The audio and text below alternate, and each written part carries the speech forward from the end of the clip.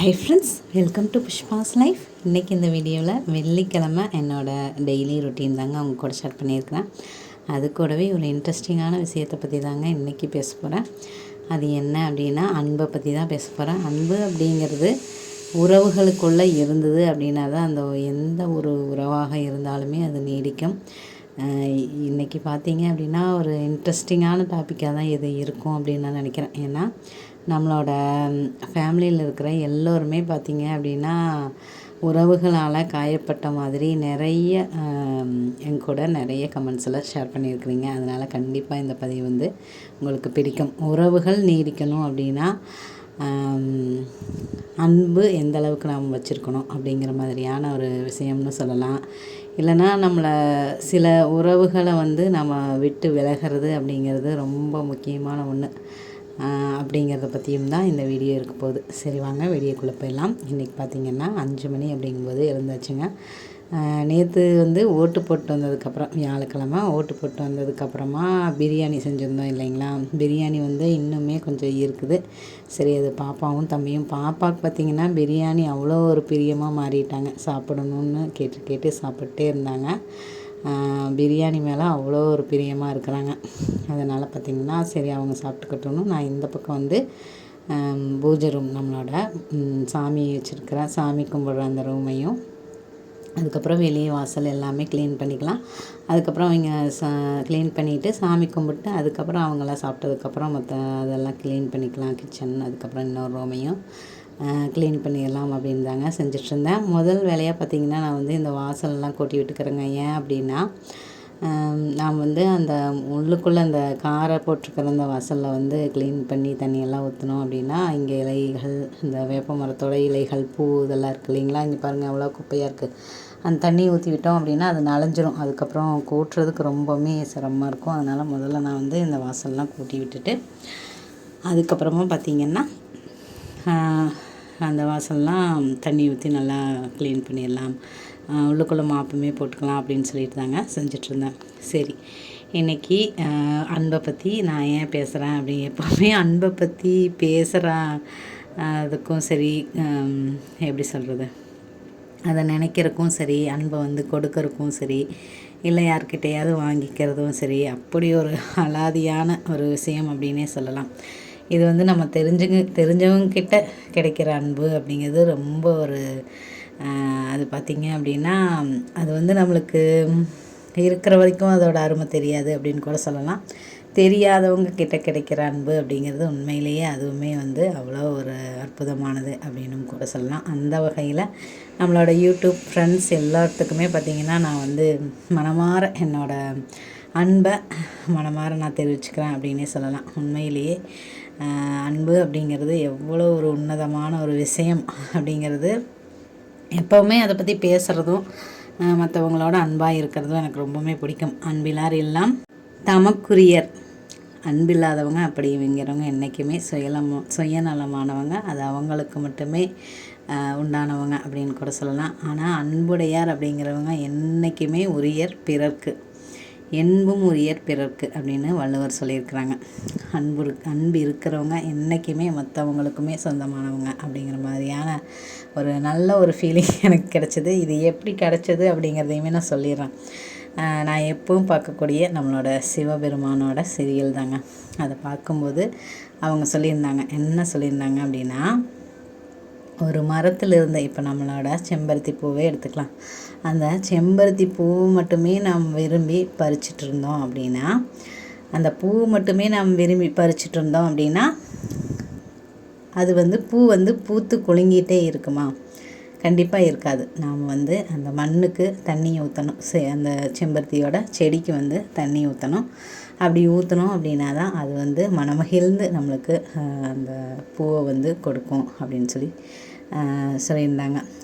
அது எப்படி நாம் வந்து ஒரு பூ வேணும் அப்படின்னு ஆசைப்பட்டோன்னா அதுக்கு தேவையான தண்ணீரையும் பாதுகாப்பையும் கொடுக்கணுமோ, அதே மாதிரி உறவுகள் வேணும் அப்படின்னு நினைக்கும்போது அன்பு அப்படிங்கிற ஒரு விஷயத்தை வந்து உறவுகளுக்குள்ளே நாம் கொடுக்கறது, தண்ணி எப்படி செடிக்கு கொடுக்குறோமோ அதே மாதிரியே அன்பை வந்து உறவுகளுக்கு கொடுக்கறது அப்படிங்கிறது ரொம்ப ஒரு முக்கியமான விஷயம். உறவுகள் மட்டும் வேணும் அப்படின்னு நினைக்கிறத விட அன்பு கொடுக்கறது அப்படிங்கிறது முக்கியமான விஷயம்.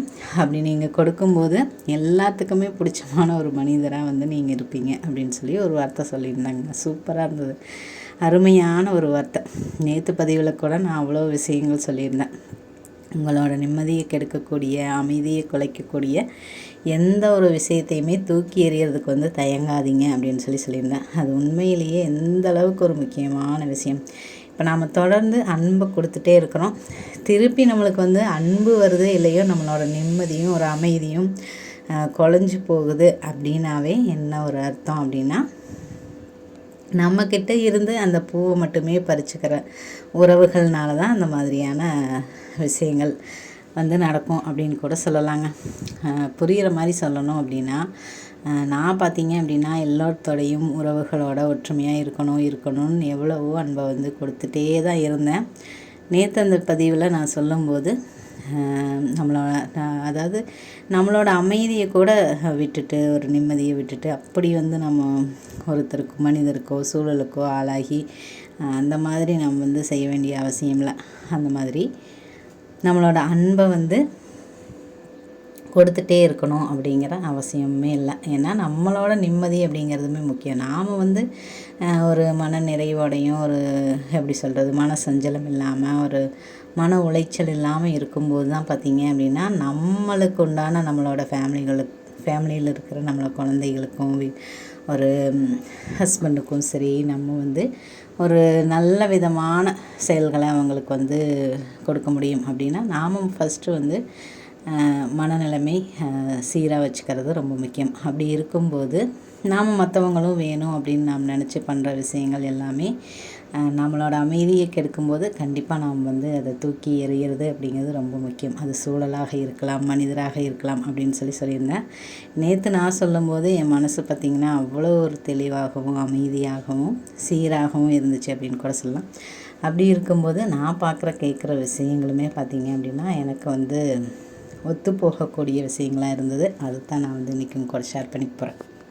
இன்றைக்கி காலையில் கூட நான் வந்து நேற்று போட்டிருந்த அந்த ஷார்ட்ஸில் கூட அவ்வளோ ஒரு அருமையான வரிகள்ங்க.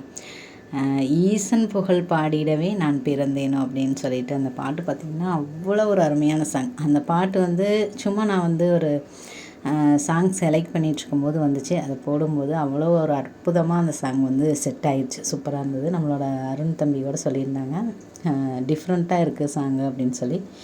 அந்த மாதிரி அந்த பாட்டு கேட்கும்போது ரொம்பவுமே பிடிச்சிருந்ததுங்க.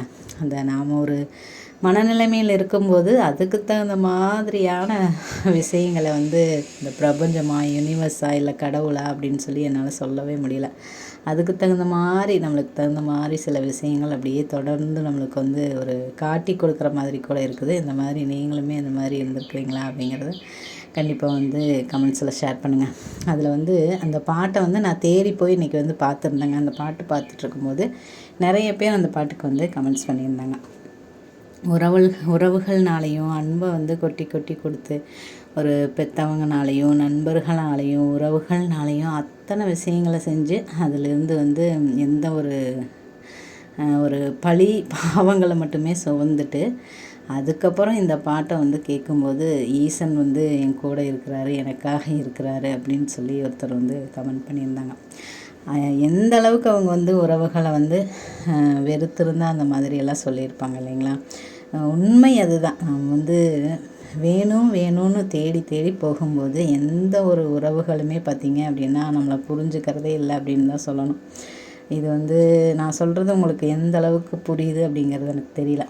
ஆனால் உண்மையிலுமே பார்த்திங்க அப்படின்னா எல்லோருத்தோடையும் ஒன்றா இருக்கணும், சேர்ந்து இருக்கணும், ஒரு நல்ல விஷயங்களை ஷேர் பண்ணணும், நல்ல நல்ல ஒரு எப்படி சொல்கிறது, மற்றவங்களுக்கு ஒரு பிரச்சனை அப்படிங்கும்போது நாம் போய்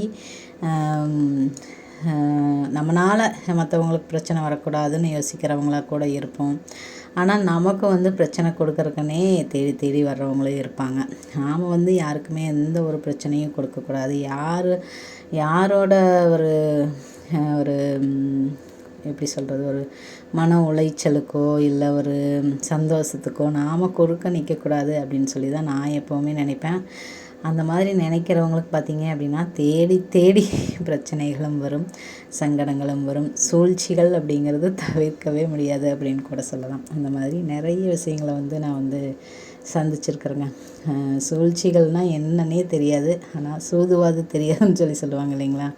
அந்த மாதிரி இருந்த என்னைய சூதுவாதெல்லாம் அதாவது இப்படி தான் சூதுவாதுன்னு இருக்குமோ அப்படிங்கிற அளவுக்கெல்லாம் நிறைய விஷயங்களை நானுமே பார்த்துட்டு தான் இருக்கேன். நான் பாருங்கள், இது ஃபுல்லாமே வாசல்லேருந்து எல்லாம் கூட்டிகிட்டு தெளிச்சிட்டு, அதுக்கப்புறம் இங்கே உள்ளுக்குள்ளேயும் மாப் போட்டு விட்டுட்டு, வெளியிலையும் நல்லா தண்ணியெல்லாம் வாஷ் பண்ணிவிட்டு, அதுக்கப்புறம் தீபம் ஏற்ற ஆரம்பிச்சிட்டேங்க. மஞ்சளுமே பூசிட்டேன் நிலைவாசலுக்கு. இன்றைக்கி வெள்ளிக்கிழமை அப்படிங்கிறதுனால நிலைவாசலுக்கு மஞ்சள் பூசினோடனே அவ்வளோ ஒரு அழகாக இருந்தது.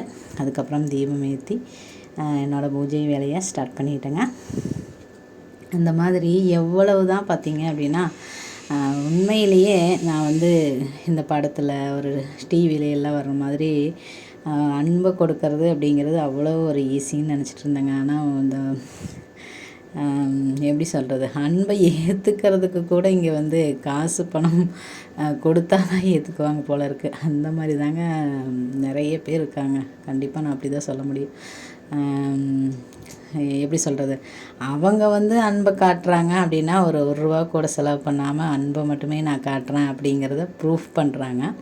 அதுவே நாம் வந்து அன்பை காட்டணும் அப்படின்னா அது வந்து காசு இல்லாமல் மற்ற விஷயங்களை செஞ்சோம் அப்படின்னா அது அன்பு இல்லை அப்படின்னு கூட சொல்லிடுறாங்க. அதுவே நாம் காசு செலவு பண்ணி நான் வந்து உன் மேலே அன்பாக இருக்கிறேன் அப்படிங்கிறத காட்டினோன்னா அதுதான் உண்மையான அன்பு அப்படின்னு கூட சொல்கிறாங்க. ஆனால் அப்படி சொல்கிறவங்க கிட்ட பார்த்திங்க அப்படின்னா ஒரு ரூபா கூட நம்மளால் அவங்க கிட்டேருந்து வாங்க முடியாது.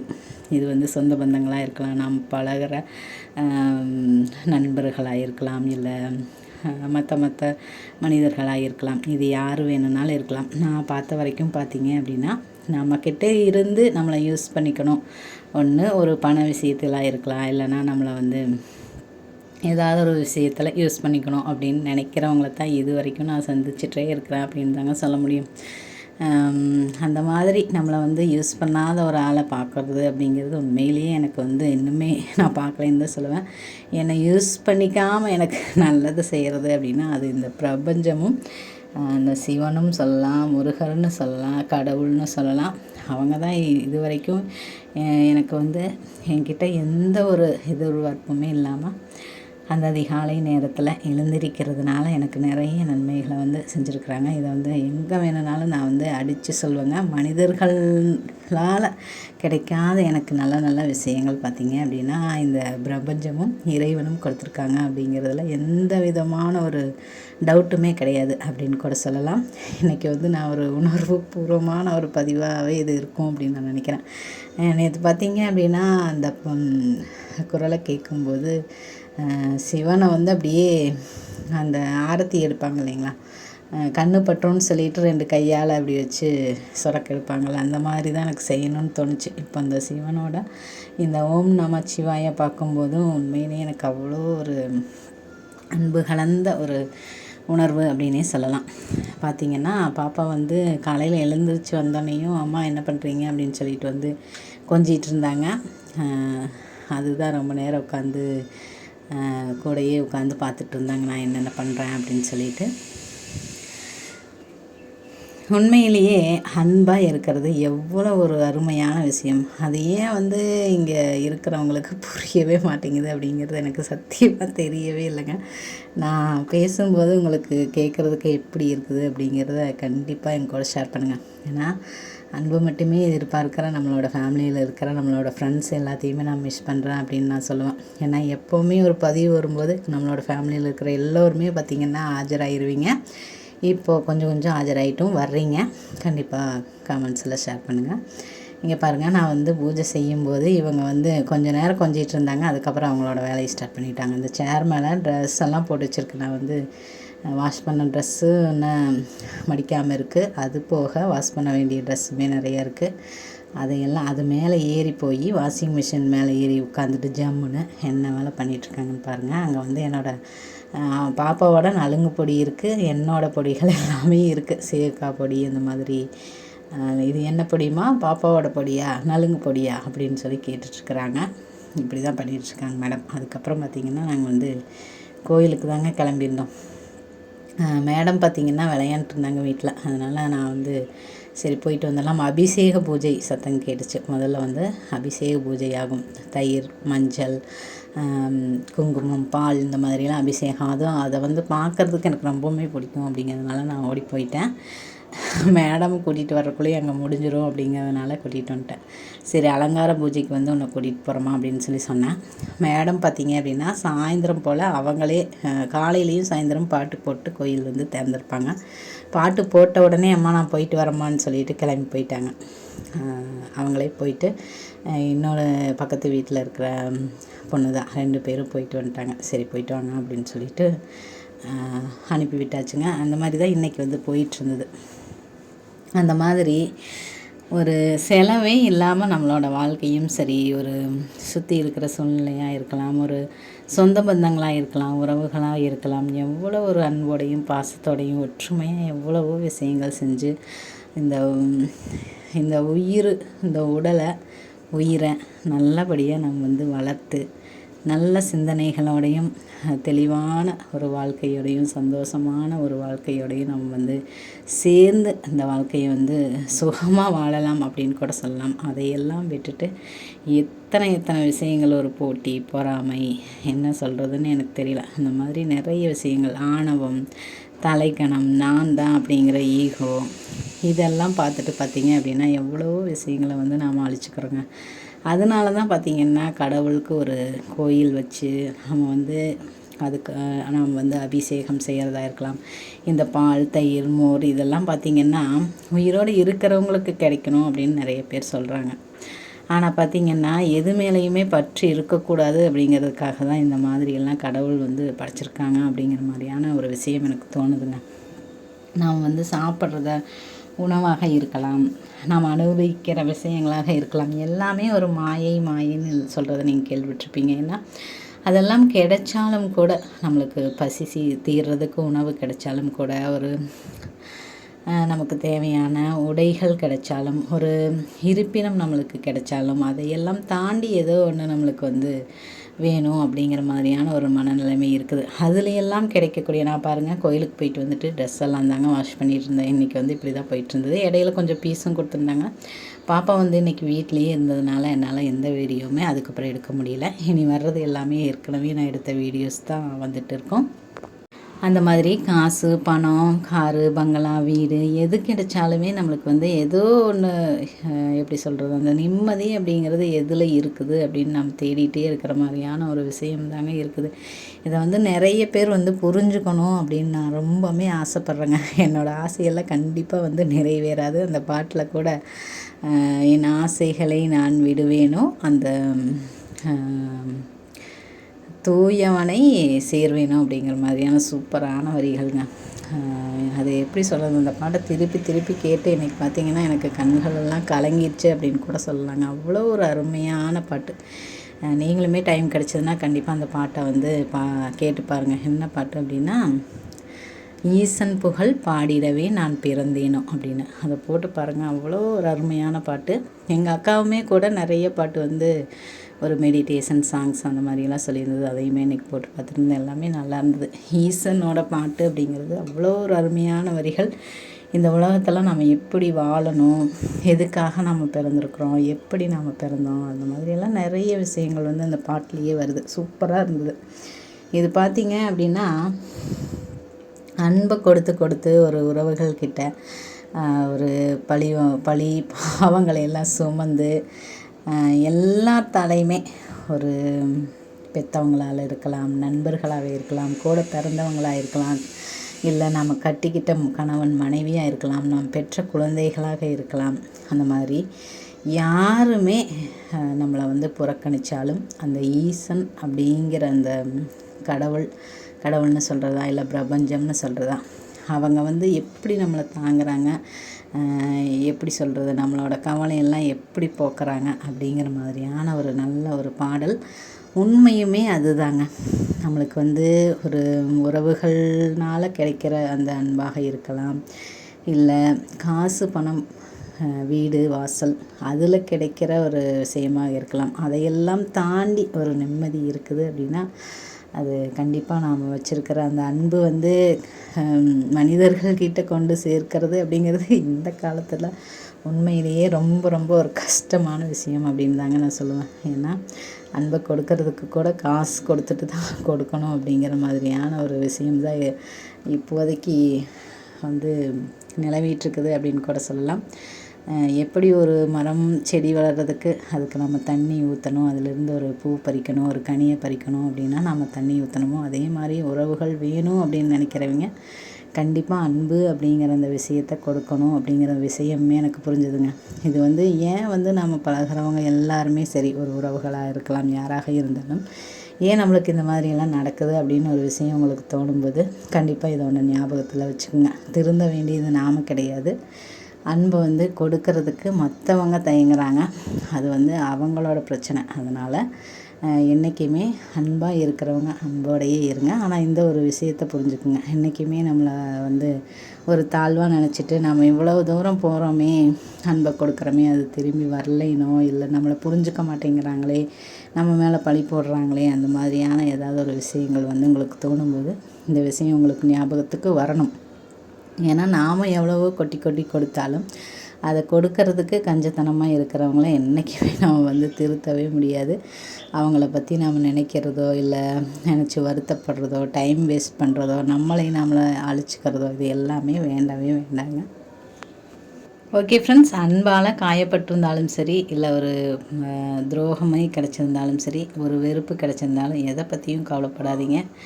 நீங்கள் எந்த விதமான ஒரு தப்புமே செய்யலை அப்படிங்கிறத புரிஞ்சுக்கிட்டு நேற்று சொன்ன மாதிரியே தான் அந்த மாதிரி இருக்கிறவங்கள தூக்கி எறிஞ்சிட்டு உங்களோட பாதைங்களை நீங்கள் வந்து பயணம் பண்ணுங்கள். நானுமே நிறைய நேரத்தில் நான் வந்து யோசிச்சுருக்கேன், நாம் அன்பாக இருக்கிறது ரொம்ப ரொம்ப தப்புன்னு சொல்லி. உண்மையிலேயே அது என்றைக்குமே தப்பு கிடையாது. ஒரு செடி வைக்கும்போது எப்படி நம்ம வந்து தண்ணியை ஊற்றுறோமோ அப்படி ஊற்றும்போது கண்டிப்பாக அந்த செடியிலேருந்து மலர்கள் வந்து பூத்து குலுங்குது. அதே மாதிரி அன்பை வந்து நம்ம பரிமாறும்போது கண்டிப்பாக நம்மளுக்கு வந்து அது நல்ல விதமான பயன்களை தான் நம்மளுக்கு கொடுக்கும். அதில் எந்த விதமான சந்தேகமும் இல்லை. அதுக்காக என்றைக்குமே நம்ம வந்து வருத்தப்படுறது அப்படிங்கிறது ரொம்ப ஒரு தவறான விஷயம். அது வந்து நம்மளுக்கு தெரியாமையே நம்ம ஒரு சில விஷயங்கள், அதுதான் நம்மளை அழிச்சிக்கக்கூடிய விஷயங்களில் தான் அது வந்து போகும் அப்படின்னு கூட சொல்லலாம். அந்த மாதிரி நம்மளை அழிச்சிக்கக்கூடிய அந்த மாதிரியான ஒரு தாழ்வான எண்ணத்தில் என்றைக்குமே போக வேண்டாம். நம்மளோட சிந்தனையில் என்றைக்குமே தெளிவாக இருக்கணும் அப்படிங்கிறது தான் நான் நினைக்கிறேன், யோசிக்கிறேன். அதனால தான் எனக்கு தெரிஞ்ச விஷயங்களை எப்போவுமே உங்கள் கூட நான் ஷேர் பண்ணிகிட்டே இருக்கிறேன். நீங்கள் ஒரு அன்பான ஆள் அப்படின்னா கண்டிப்பாக என் கூட கமெண்ட்ஸில் ஷேர் பண்ணுங்கள். அது வந்து எப்படி வேணாலும் சொல்லலாம். நீங்கள் வந்து யாரை லவ் பண்ணுறீங்களோ, I love my dad, I love my mummy, அந்த மாதிரி ஐ லவ் யூனிவர்ஸ், அந்த மாதிரி ஏதாவது ஒன்று சொல்லி கண்டிப்பாக நீங்களுமே என் கூட உங்களோட அன்பை வந்து பகிர்ந்துக்கோங்க. இந்த பதிவு கண்டிப்பாக உங்களுக்கு வந்து